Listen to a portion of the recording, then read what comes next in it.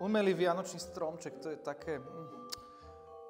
Na Vianoce treba živý stromček, živý, to nemá atmosféru. Zas to opadáva hrozne, ani 3 dní to nemáme, už treba zase vysávať. Marienka, prosím ťa, dones vysávač. Prilepil som sa, prekliatá živica. Živé stromčeky. Šalátu není nikdy dosť. Všetci ho majú radi. Nie?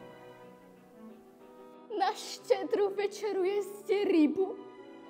Vy ste hulváti, veď tie ryby trpia. Nedáte si niekto šalát, nikto ho nechce. Nie? Dobre.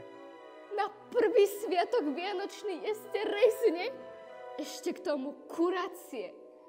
Vy neviete, ako tie sliepky trpia, v akých podmienkach žijú.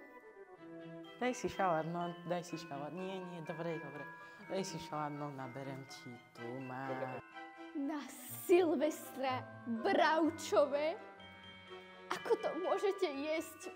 Fuj, také ušmudlané špinavé svine, čo sa celé dni váľajú v bahne.